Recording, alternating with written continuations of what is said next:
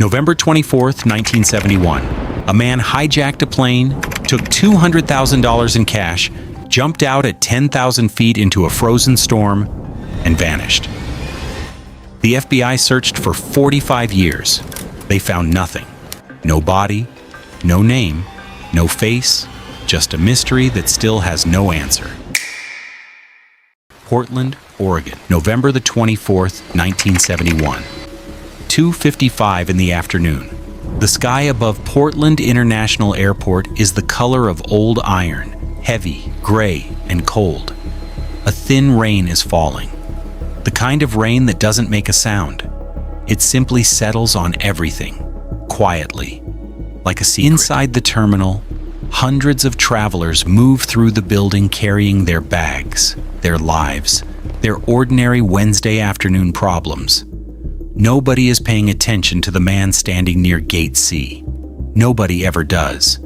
He is unremarkable in every possible way. Medium height, medium build, dark suit, black tie, a white dress shirt pressed clean. He is carrying a single black briefcase. He looks like a businessman. He looks like nobody. And that, as America would spend the next 5 decades discovering, was entirely the point. He purchases a one-way ticket, Portland to Seattle, Northwest Orient Airlines, Flight 305. The ticket costs him exactly $20. He pays in cash. He gives a name, Dan Cooper, not his real name. Nobody would ever find his real name.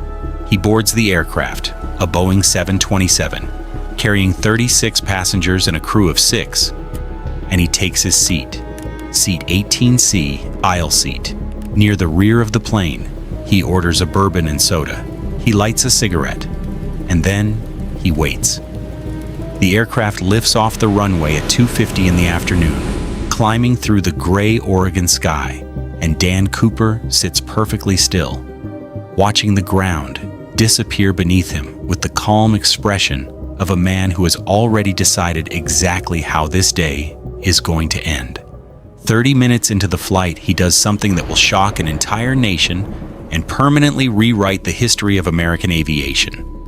He leans across the aisle and passes a folded note to Florence Schaffner, one of the flight attendants working the cabin. Florence, like most flight attendants of that era, has been handed notes by passengers before. Usually they contain phone numbers, compliments, occasionally a mild complaint. She slips the note into her pocket without reading it, assuming it is no different. But Dan Cooper looks at her, quietly, directly, and he says 2 words that make her open that note immediately. The note tells her that he has a bomb, that it is inside his briefcase, and that she needs to sit down next to him right now, because this flight is no longer going where anyone thinks it is going. Florence Schaffner sits. Her hands are steady, but her heart is not. She looks at the briefcase. Cooper opens it slightly, just enough for her to see. Inside, she later tells the FBI there are red cylinders, wires, and a large cylindrical battery. Whether it is real or not, she has no way of knowing. In that moment, nobody does. And in that moment, that uncertainty is all the power Cooper needs. Florence carries his demands to the cockpit. $200,000 in unmarked $20 bills, 4 parachutes, 2 primary, 2 reserve, a fuel truck standing by in Seattle to refuel the aircraft upon landing, and the complete cooperation of every crew member on board. In return, he promises, nobody will be hurt. The pilots radio Seattle, Seattle radios the FBI, and within minutes, the most extraordinary hijacking in the history of American aviation is already in motion. The plane circles Seattle for 2 hours while the FBI scrambles to meet his demands. It is a Wednesday. It is Thanksgiving Eve. Banks are closing, but the FBI moves fast.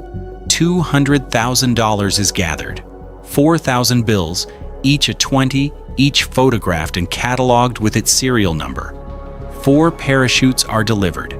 The fuel truck is positioned, and at 5:45 in the evening, Flight 305 lands in Seattle. Cooper allows all 36 passengers to deplane. He allows 2 of the flight attendants to leave. He keeps the pilots, the remaining crew, and his money. The aircraft is refueled on the tarmac as Cooper sits in the back of the plane. the ransom money in a canvas bag at his feet, and the night pressing dark and heavy against every window. At 7:40 in the evening, Flight 305 takes off again. Destination, Mexico City, Cooper has told them, but the pilots know, and the FBI listening in knows, that a Boeing 727 cannot reach Mexico City on a single tank of fuel. They will need to stop. Cooper knows this too. He tells the pilots to fly low, below 10,000 feet. He tells them to fly slow, below 150 knots. He tells them to keep the landing gear down and the cabin unpressurized. These are not the demands of a desperate man. These are the demands of someone who has studied aviation, someone who knows exactly what a Boeing 727 can do and exactly what it cannot. Someone who has planned this, not in a day, not in a week, but over a long and careful period of time that the FBI will spend years trying to trace and never fully will. Somewhere over the dense frozen wilderness of southwestern Washington state, at approximately 8:13 in the evening, something happens at the rear of the aircraft. The crew feels a subtle but unmistakable shift in the cabin pressure, a slight bump. A change in the aircraft's aerodynamics. The rear staircase of the Boeing 727, a unique feature of that particular aircraft model, a staircase that could be lowered and operated from inside the plane even during flight, has been opened. Center, The pilots radio back. No response. A flight attendant moves toward the rear of the cabin. The seats are empty. The canvas bag is gone. The parachutes are gone. And the door at the back of the plane is open to the night sky. A black, howling rectangle of wind and darkness and freezing rain, and Dan Cooper is gone. He has jumped into the storm, into the dark, into the nothing at 10,000 feet in November, over one of the most remote and unforgiving stretches of wilderness in the continental United States. And he has taken every single dollar with him. The FBI responds with everything it has.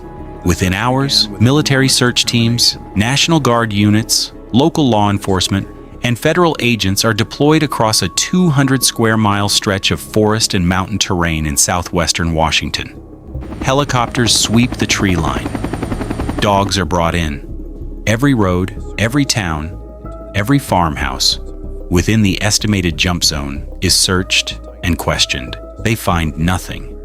Not a footprint, not a scrap of fabric, not a single dollar bill. The forest swallows the search, the same way it swallowed the man, completely, silently, and without a trace. Days become weeks, weeks become months. The investigation, codenamed Norjack by the FBI, short for Northwest Hijacking, becomes the longest active hijacking investigation in American history. Hundreds of suspects are identified, investigated, and cleared. The FBI interviews pilots, soldiers, skydivers, criminals, and ordinary citizens across 17 states.